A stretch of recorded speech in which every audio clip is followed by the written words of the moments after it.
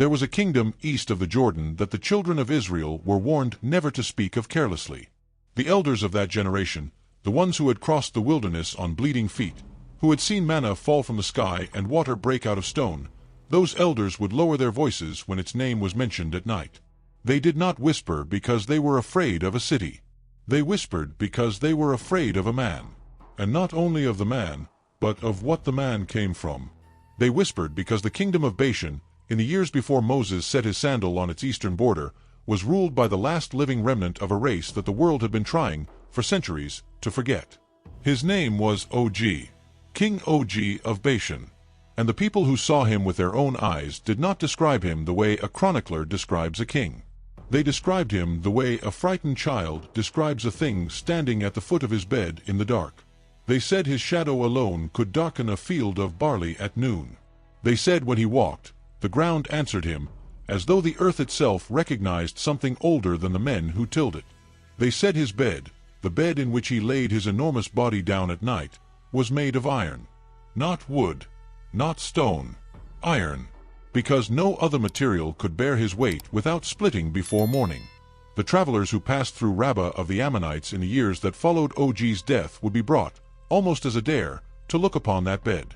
It rested in the city as a relic, a curiosity, a warning. 9 cubits long, 4 cubits wide. By the common cubit of a man's forearm, that bed was over 13 feet long and almost 6 feet wide. A grown man could lie across its width and still leave room for another beside him. Mothers in that city would not allow their small children to climb upon it, because something in the iron was said to remember the one who had slept on it.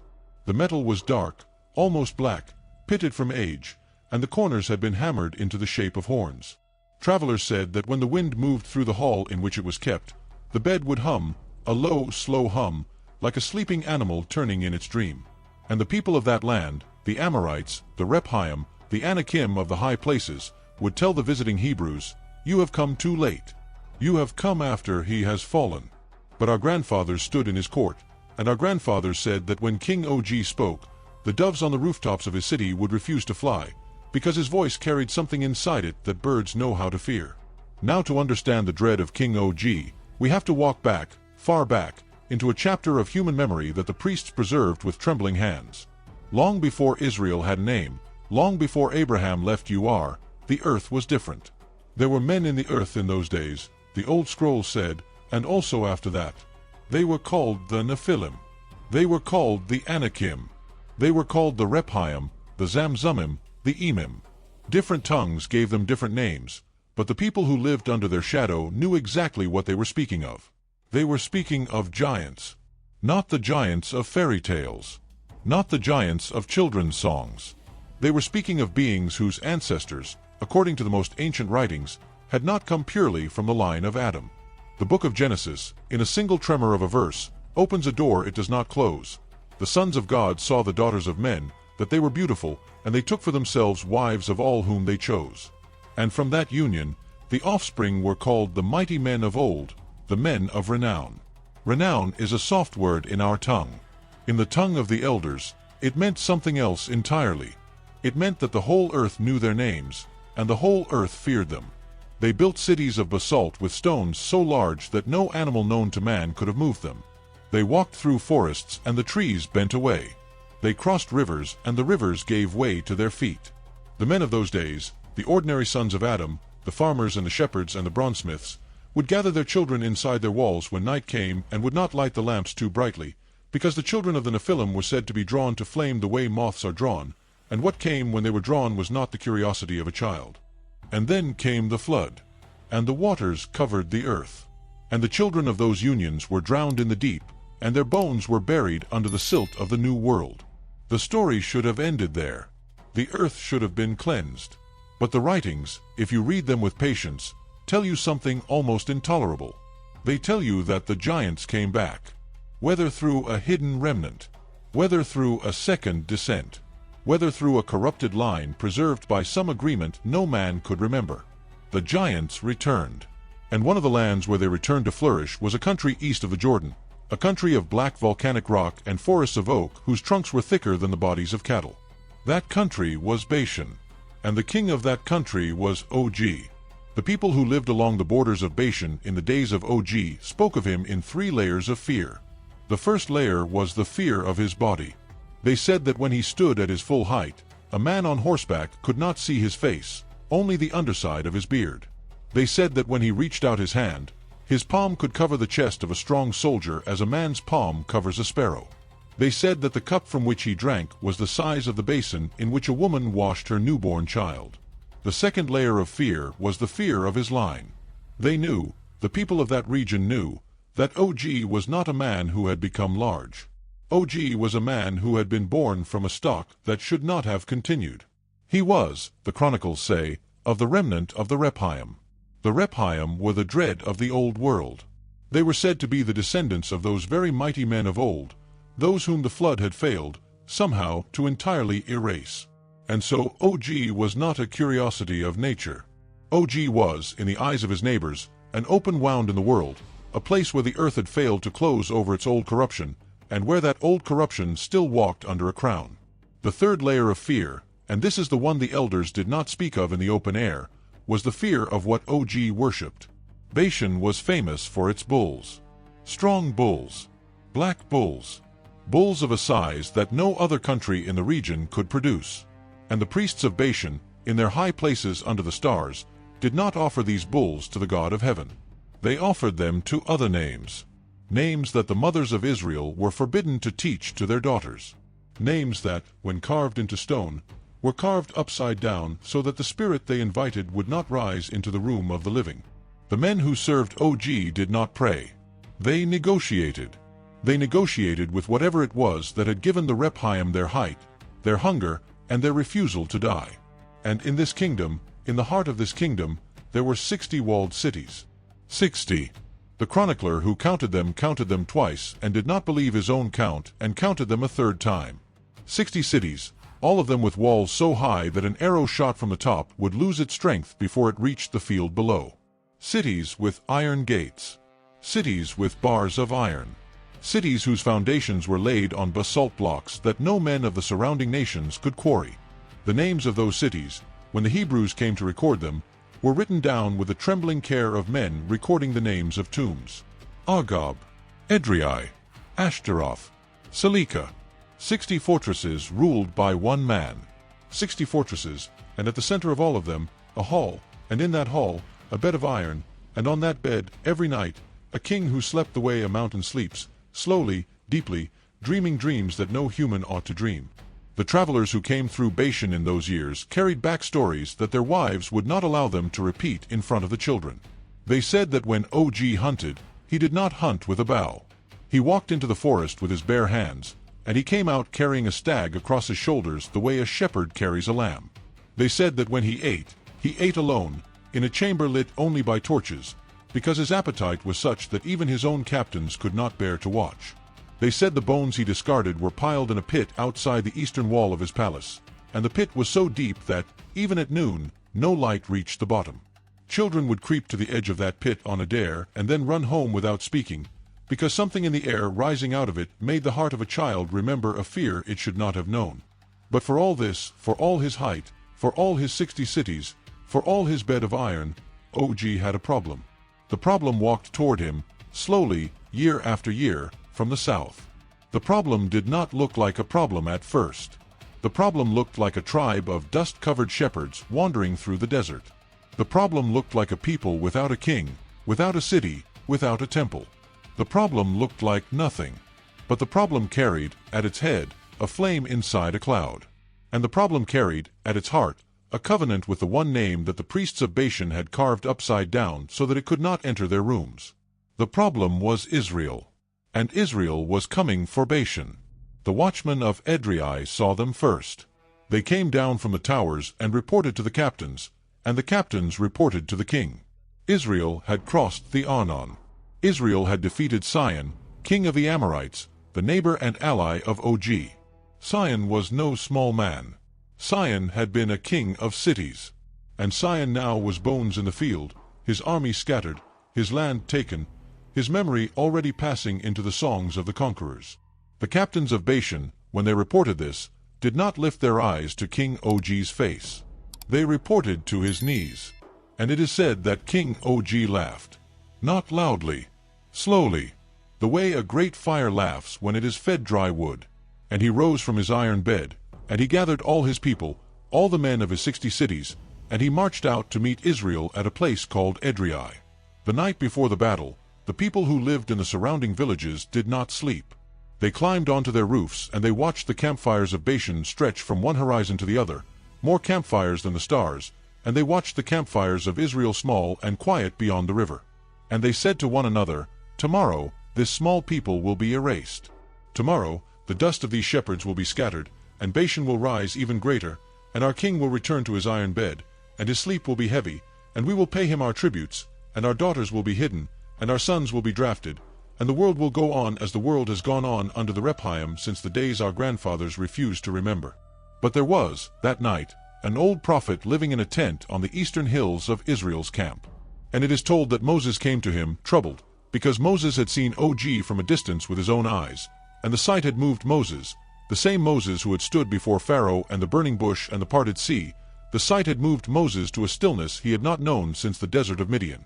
And the Lord spoke to Moses that night and said, "Do not fear him, for I have given him into your hand, and all his people and his land. And you shall do to him as you did to Sihon, king of the Amorites, who lived at Heshbon." And the words of the Lord, when they fell upon Moses, fell with the weight of an old verdict, a verdict pronounced long before the night of that battle, a verdict that had been waiting patiently since the days of the flood, to finish what the flood had begun. The morning came. The sun rose over Edrei. And what happened at Edrei, the chroniclers tell in few words, because few words are all that is needed when the verdict is final. They came against him, he and all his people, to battle at Edrei. And the Lord said to Moses, "Fear him not." And they smote him and his sons and all his people, until there was none left to him remaining. And they possessed his land. The line is short. The line is dry. The line does not tremble. But behind the line, a kingdom that had stood since before the flood, a kingdom of basalt and iron and old corruption, fell in a single day. And the bed of iron was carried out of his hall and brought to Rabbah of the Ammonites, where the children of those who had once trembled before its weight could now look upon it as one looks upon a chained beast in a cage. The people who survived that day did not all rejoice. Some of them, the older ones, the ones who had grown up in the shadow of Og, walked through the silent streets of his cities and felt, for the first time in their lives, the strangeness of a sky that was no longer pressed down by his presence. They walked into his hall. They saw his bed. They saw it stripped of its coverings, the dark iron exposed, the corners worked into horns, the long depression in the center where, night after night, his enormous body had pressed the metal into a shape no other body could fill. And they were told that this bed, this proof of him, would be taken to Rabbah, to be kept there as a remembrance. And one old woman, the writings tell us, sat down on the floor of the hall and wept, not because she had loved Og. She had not. Her own husband had been broken on his orders. Her own son had been taken into his army. She wept because, she said, she had spent her whole life believing that nothing under the sun could break that man, and now she sat in his empty hall, and the silence was not of his sleep, but of his absence, and she did not know how to live in a world where such a thing as Og could simply end. The bed was taken to Rabbah. It was placed in a chamber of stone. And for generations afterward, men would travel from Egypt and from the lands beyond the river to look upon it. They would measure its length with their own arms. They would press their palms against its iron and find it cold the way deep wells are cold. And the keepers of the chamber would say to them, "This is the bed of the last of the Rephaim, the race that was, the race that should not have been." And here, in this iron, you may see with your own eyes that even what could not be drowned by water, even what could not be reasoned with by men, even what built cities of basalt and held 60 fortresses against the wind, even that, in the end, can be ended by a hand that does not need to be raised twice. And the question that the elders of Israel asked their children at the table, the question that the priests asked the boys in the tents of learning, was this: if the giants returned after the flood, what made them return? What thread of the old corruption was not cut? What gate, hidden somewhere in the floor of the world, was left ajar? Because the writings say that the Rephaim came back. The writings say the Anakim came back. The writings say that even after Og fell, even after the bed of iron was carried into Rabbah, The sons of the giants continued to be found in pockets of the earth, in caves and in valleys, in the cities of the Philistines, in a stronghold called Gath, where, generations later, a shepherd boy named David would face one of them in a valley of trembling armies. And then the writings grow quiet. The chroniclers stop counting. The names of the giants stop appearing in the lists. And the world, slowly, agrees to forget. But the iron bed remained. And the chamber of Rabbah remained. And the legend, in some form, was passed down, and was carried into other tongues, and was woven into other stories, until the giants of memory became the giants of fable, and the fable became a thing for children, and the children grew up no longer believing that anything so large had ever walked the earth. And maybe that, the elders would say, is the final cunning of what came before. Not to overcome, not to rule again, only to be forgotten. Because what is forgotten cannot be guarded against. And what cannot be guarded against can return at any door it pleases. And so we are left, you and I, standing at the edge of an old story, looking down at a description of a bed in a chamber in a city east of a river. 9 cubits long, 4 cubits wide, of iron. And we are left with a question that the chroniclers, in their honesty, did not pretend to answer. They did not tell us what became of the bed. They only told us where it was kept. They told us its measurements with the patience of men taking inventory of a tomb. They told us the name of the city. They told us nothing of its later years. The chamber, we may suppose, was sacked. The Ammonites, we know, fell to other empires. Babylon came. Persia came. Greece came. Rome came. And somewhere in those long centuries, the iron bed of Og passed out of the records of men.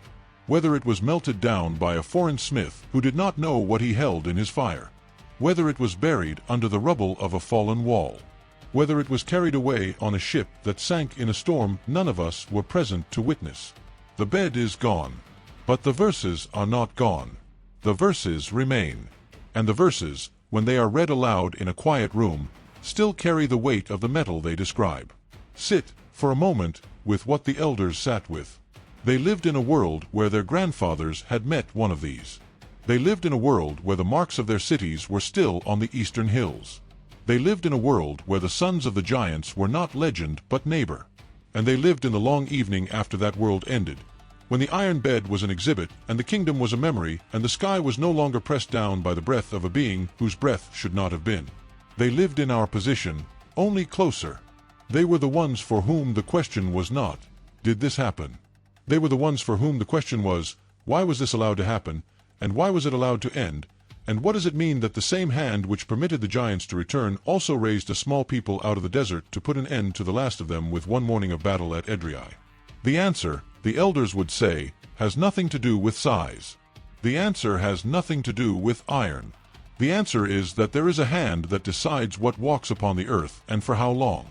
There is a hand that sets the boundaries of the kingdoms of men and the kingdoms of what is not entirely men.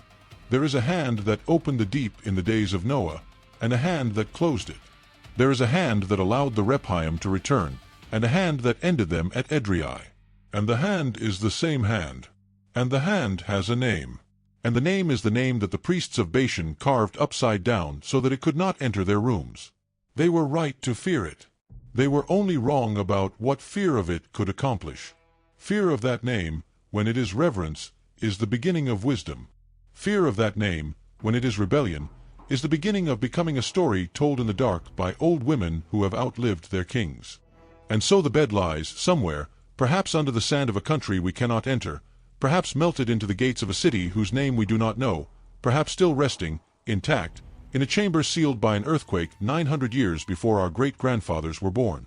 It does not matter where the bed is. The bed is the proof, but the bed is not the lesson. The lesson is the silence at Edrei, on the morning after the battle, when the watchmen of the surrounding villages climbed once more onto their roofs and looked east, and saw, for the first time in their lives, a horizon without him. The lesson is what their wives whispered to them when they came down. The lesson is what their children, born that year, would never have to grow up under. The lesson is that the giants, however they returned, however many they were, however long their bed, could be ended, and were ended, and will not, by the hand that ended them, be permitted to return without permission. There is no creature in heaven or on earth or under the earth which that hand does not weigh in its balance. There was no king of basalt cities in the high country east of the Jordan whose iron could not be carried out of his hall in a single afternoon. There is, in this old story, a comfort that does not feel like comfort at first. The comfort is that you do not live in a world without authority. You live in a world ruled. You live under a hand that has already, in another age, broken what you could not have stood against. And what that hand has broken, no man, and no thing pretending to be a man, will be permitted to rebuild without permission. So when the night comes, and you find yourself awake, and the old stories begin to press at the edge of your mind, remember Edrei. Remember the morning. Remember the watchman on the roofs. Remember the empty hall. Remember the iron bed taken out into the light of a country that had finally been given a sky of its own. And know that the same hand keeps your sky tonight, and that whatever has been allowed to walk in the dark places of the world walks only by leave, and only for a time, and only until a small people, faithful at the edge of a river, are told, "Fear him not, for I have given him into your hand." The bed is hidden. The kingdom is dust. The king is a name in an old book. But the verses that describe the iron, the verses that count the cubits, the verses that remember the morning at Edrei, the verses are still here. And the verses do not lie. And the verses are a witness, given to you tonight, that the giants the world tried to forget were not forgotten by the one who ended them. He has not forgotten. He has only chosen, in his patience, to let the world believe it has invented its own peace. The peace is borrowed. The peace was bought. The peace was bought at Edrei. And the receipt of that purchase, for any who care to look, is an iron bed, 9 cubits long, 4 cubits wide, kept once in the city of the children of Ammon, and remembered now in the only place memory cannot be erased, the page of the book that has outlived every empire that has tried to bury it. Read the verse. Read it slowly, and then put out the lamp, if you wish, and lie down. The night belongs to the one who made it, and no king, no matter how tall, no matter how old, no matter how iron, sleeps any longer in defiance of him. The last giant the world tried to erase was not erased by the world. He was ended by a word. And the word, the same word, still keeps the door of your room tonight.